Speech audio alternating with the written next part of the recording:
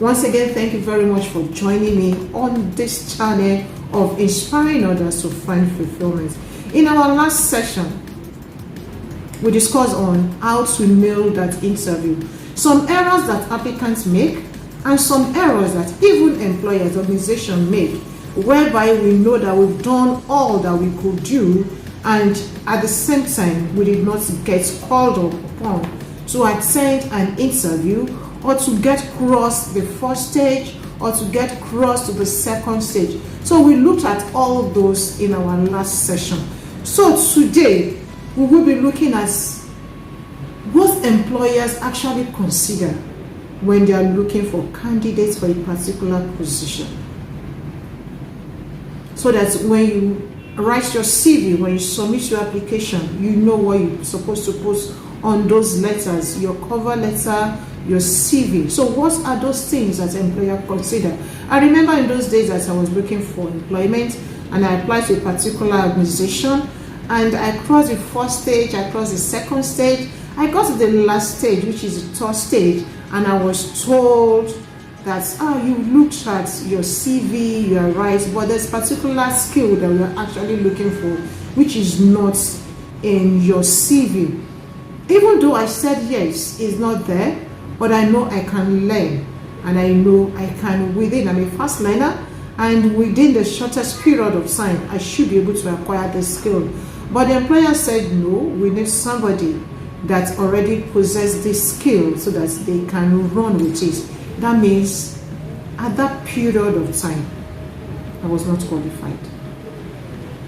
And never you take a no for an answer. Don't let no just discourage you. Don't let no just make you feel dejected and look, I'm not qualified, so I am not good enough for this position. No.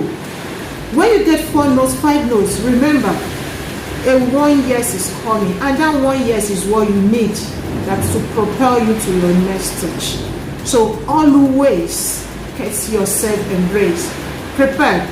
A no is not a rejection. A no is for you to go on, for you to go back and on that skill. So when I was told that, I didn't feel any kind of yes, they said, yeah, that's fine, okay, I can go back and go and on my skill. And I began to look for this skill and I went for it and I got it. And since then I've gotten many of such skills that could take me to my next level.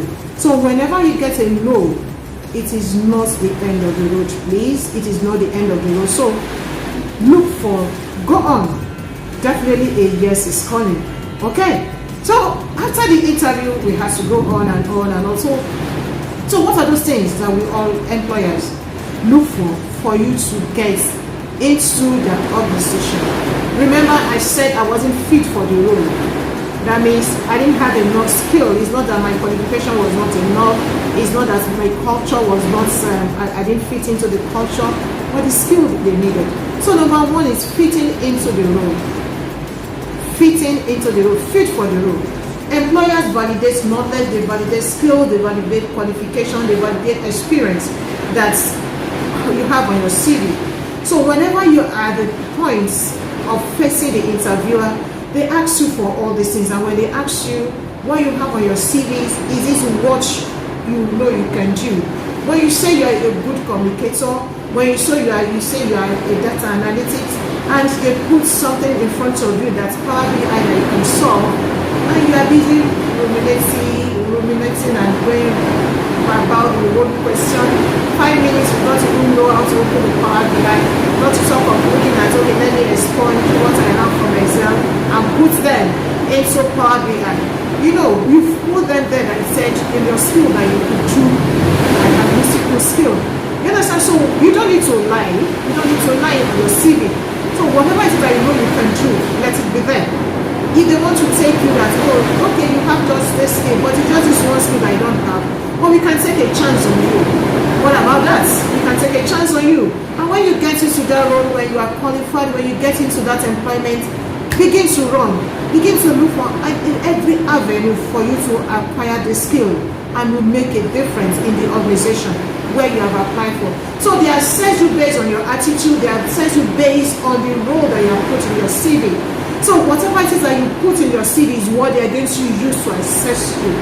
So put in what you know you can do. What you know you can do. Don't lie on your CV. Don't lie on your CV. Put whatever it is that you know you can do, and be truthful. Be truthful. So the employer that wants to employ you will definitely employ you.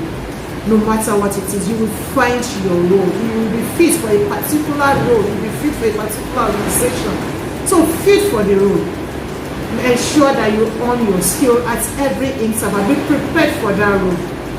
You know, I met a boss that once told me that when you are looking for the next session, when you are looking for the next promotion, always dress that way, always act that way, and that has become part of me. If you are looking for the next promotion, if you are looking for the next level, behave that way, dress that way, talk that way, carry yourself that way, own your skill towards that. So when there is an opening, definitely you will be called upon to be in that position. It's not that when there's an opening and you don't, even though you are the longest, or you are the one that has stayed in that organization, but you do not possess the skill, they will not take you. So always prepare for an opportunity. Opportunity means preparation. That is what we are told. So prepare for an opportunity at every given time. Most times they say people are lucky. People are not always lucky. They are just prepared for an opportunity that is not yet there. And when the opportunity comes, they tap into it. So always prepare for an opportunity. On your skill at every given time. Don't wait until you are called. Don't wait until that job is open for you. Prepare yourself ahead of time and be fit for every role. Be fit for those roles you think you want to be there. So fit for the role. Be working. How you will fit into the team, your potential place that you want to work in, your motivation, your career plans, everything must fit into that role, must fit into the role that you are applying for, you must fit into that role that you think you want to be. So fit for the role. Number two, fit for the budget. Sometimes the employer look, oh, you passed this first thing, you passed the second, you passed the third thing. So how much can we offer you? And some of us, we keep quiet. Some of us ask, okay, anything you think you can offer? Hey, darling, this is your period. This is the time for you to blow your trumpet. Say what you think you are qualified to do, because no employer can pay you your value. Your employer pays you whatever they think you are valued, whatever value you bring into the organization. That is what the employer will pay you. So say what you think that you know that you are valued for. Say your price, name your price. Whatever it is. If the budget doesn't fit the budget and they think they know they need you, they can go back and increase their budgets. But they think that they don't have that kind of budget and they don't need you, the organization that needs you will definitely take you at one point in time. So sometimes when you apply for a job and the budget does not fit what you apply for, the employer will not take you. So fit for the budgets. If you apply for a particular position and after you must have named your budget, after you must have known this is the time, this is the price I think you should pay me, and the employers, they go back and say, this budget is like this, our budget is staying. Even if you employ this particular candidate, in the next 2 years, in 3 years, we don't even think we're able to do this. So we might not be able to employ this candidate and go for the next candidate that fits our budget. So fit for the budget. Sometimes also delay you getting an employment. Cultural fits. Cultural fits. Sometimes you come in from a particular organization where you don't see anything wrong in you playing music while others are just busy doing their job. You don't see anything wrong. And the organization also does not see anything wrong. If you make noise, they think, your own is too much. Why are you shouting? Why are you talking? I'm just playing music. And some also do not feel anything wrong, see anything wrong in your ringing tone, being loud. Some organizations do not even give a time about it. When you get into a particular organization where everything must be silent, whatever, if you are playing music, you must use your earpiece. If your ringing tone is so loud, you must make sure that your phone is on silence or vibration, whereby it does not disturb the next employee. So cultural fit. Sometimes when you get into an organization, there was a time I went into an organization for an interview, and from the entrance, I noticed the employees were just about gisting, chatting away and all that. And when they heard the MD was coming, not even the MD, the chairman was coming, everybody began to run out as expected. They were all running. MD is coming, chairman is coming, chairman is coming, chairman is coming. And they began to run. And I sat where I was looking. Hello, the chairman is coming. In another organization, they don't see anything wrong in it. Yes, they don't see anything wrong in it. They just move about, they just go about their normal businesses. Chairman, good morning. Chairman, hey, hello, how are you? They don't see anything wrong in it. In some organization, you will not be at your desk. The chairman must not see you not turn around. He must see you as a serious person. So when you get into some organizations like that, it might not be cultural. You might not fit into their culture. So it's not that you are not qualified.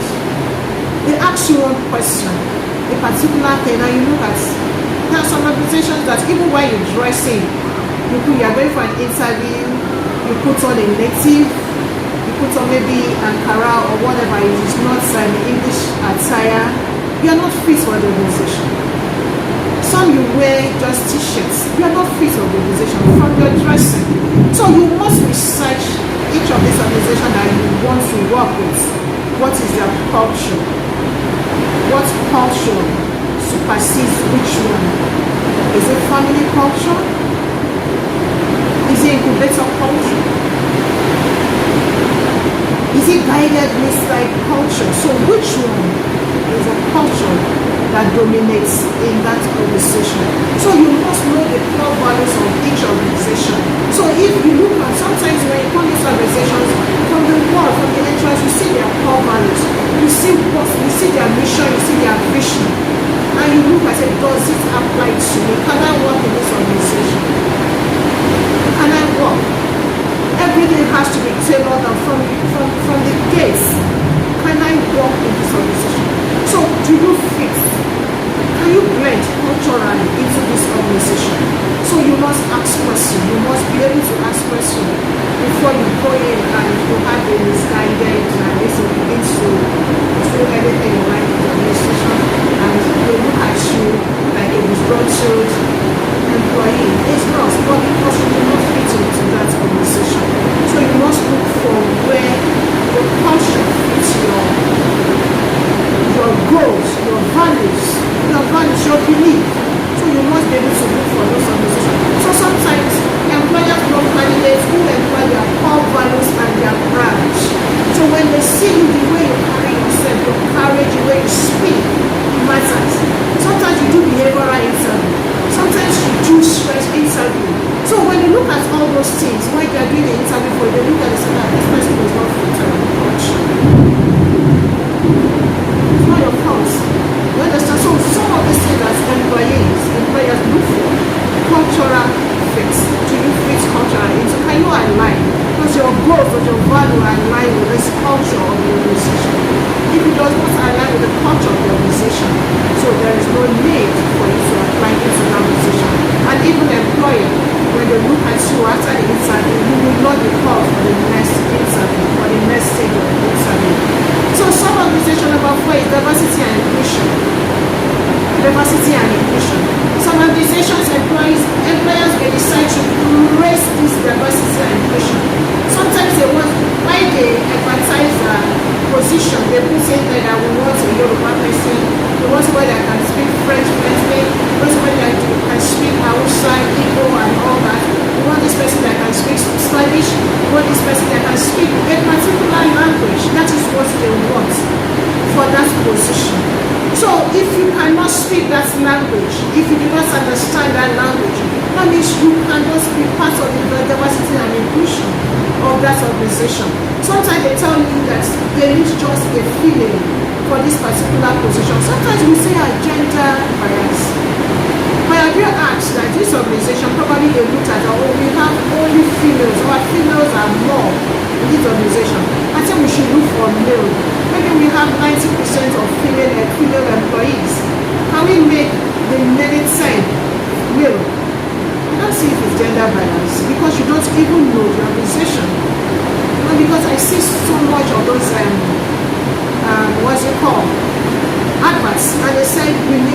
female this, we need a male this, we need a male HR, we need a male COO, we need a male CFO. And when it is posted, I hear some backslash, oh, gender bias, this and that. But I do ask, what is the rate? What is the data rate of those employees? Have you asked what percentage is female in the employee? What percentage is male in those employees, in those organizations? So have you asked those questions? So we become begin to say it is gender bias. So some organizations do this. They do this. Diversity and inclusion. Employers may decide to create opportunity for underrepresented groups as part of their staffing strategy. Like I said, some they provide certain genders to achieve balance within organization. So when they do that, I don't see it as gender bias. I see that they just want to ensure that they have a particular percentage in the organization to make sure that they have that balance in the organization. So some go as far as mentioning, we want this, like I said, we want male, we want female, we want those that can speak a particular language. So it is not gender bias. So they just want diversity and inclusion in their organization. So when they look at it, if it's part of interview and you are there and they look at, oh, this guy is qualified. But remember, we are looking for a female COO. We're looking for a female CFO. We're looking for a female corporate person. They know, so, but even though he's a male person, what do we do? It now depends on the employer. Either to go back to say, this is the best we can get. Can we go to this? Or you know, they say, okay, let's try the next person. Let's go for the next person that is a female. Like I would think she can learn, she can blend up with this. So diversity and inclusion. These are the things that employer look for. However, all of them use it as part of their criteria. These are for shortlisting. In certain cases, the organization may have a quota or specific group of candidates they must hire. So we must know why these employers are not employing such a particular gender, a particular people from a particular location. Why? Because they are not trying to look at diversity and inclusion in their organization. Okay, so when you look at all this and we say these are the things that employers look at. So the last question is why do our applications get rejected? After all this, we've done everything that we think we can do. Why do applications then get rejected? So with a good CV, with a good cover letter, you've gone to the interview, you've sold yourself, you've spoken about yourself, you've blown your own trumpet. Employers are excited to meet you. At your interview, this is a time to let them know. This is time to sell your market. This is time to blow your trumpet. This is time to tell them who you are, what you think, something that you cannot put on your CV, some things that you cannot put on your cover letter. It is at this period of time when you get that interview stage for you to do what you think you can do best. Blow your trumpet, like I always say. So articulate your purpose in that job. You say the job description. You say this organization that you want to work in, employer brand. You know that, oh, I think I fit into this organization. I think my goals fit into this organization. My values fit into this organization. You look at the brand, you look at the way they treat their employees, and you say that, oh, I think I can work into this organization. So what is the purpose of you coming? What is the purpose of you applying to this organization to work? Articulate your purpose. Income is not the only thing that you think you can look at. The budgets. What is the purpose of you coming? What value are you bringing to this table? What is it that is different about you that you want to add to this organization? That is time you're supposed to go into their websites and look at their websites and look at where you think you fit into this organization. What can you bring? Another thing is because you can do it, they're asking you. You need to be able to say how you will do it. It's not that I think I can do it. How will you be able to do it? What can you bring? What is so different about you from other people that will be employed, from all the employees that are here, or from that next candidate? What is special about you? This is a time for you to articulate that purpose. Remember, you are trying to find fulfillment You're on the journey trying to find your purpose.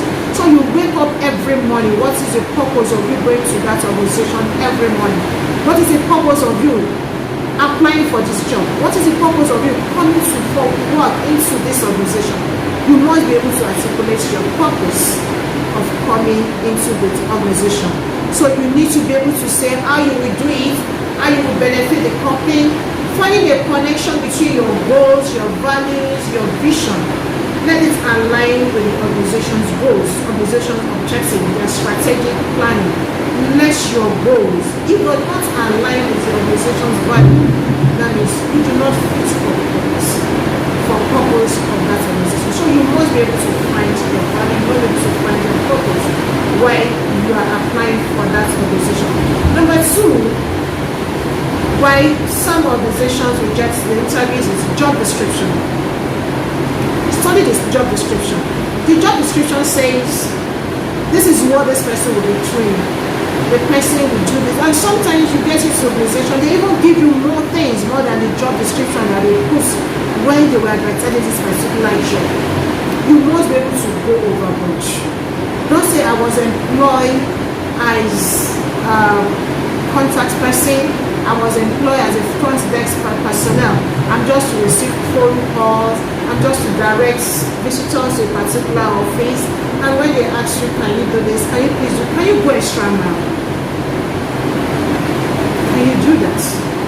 When you eventually get to that interview, we've studied the job description because that's the blueprint for what the organization needs.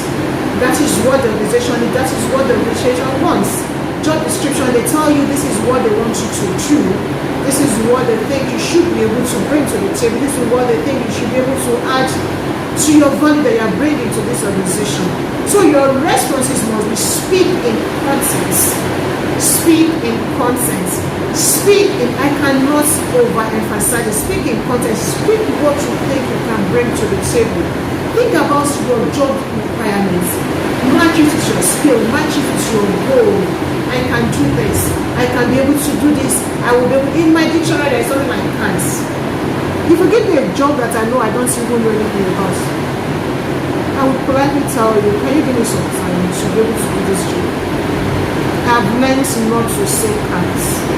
If there is always, they say, where there is a will, there is always a way. There is internet for us to solve.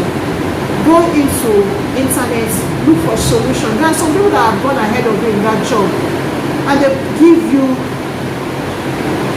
blueprints, they give you templates. You're only just to download and just articulate whatever it is that you want to. So whenever you have a can't in your dictionary, even when you cannot, you just say you can do it and you know that you would learn it. You are a fast learner, you can do it. So why can't you do it? Why can't you go for it? So think about how the job requirements matches your skill and your goals, your career plan. You know, we said it before, your career plan must match your organization goals. Your career plans must match your organization goals. Ask yourself, which events in the past have I done that have brought me this far? Think about the success you've done. Think about things that you've done in the past that have gone ahead, that have propelled you to where you are. What are those things? What are the strategies that you take? What are the strategies that you put in place that you were able to achieve this? So think about all those things. Even when you want to go down and think, oh, I can't achieve it, can you close your eyes a little bit and look at, I did it in the past and I think I can do it now. So check yourself. Private, professionally, what it is that you have done in the past, and bring that to the table, and I bet you will be able to do it. Your job description, whatever it is that you put there, you will be able to do it. Just prepare yourself for that role and use it as a basis to tailor your responses where they ask you those questions. So number 3, know what you know. If it's just communication that you know about, if it's just how to present your skill, if it's just how to stand in front of crowd and talk without looking at anybody, you say whatever you want to say. Say it well.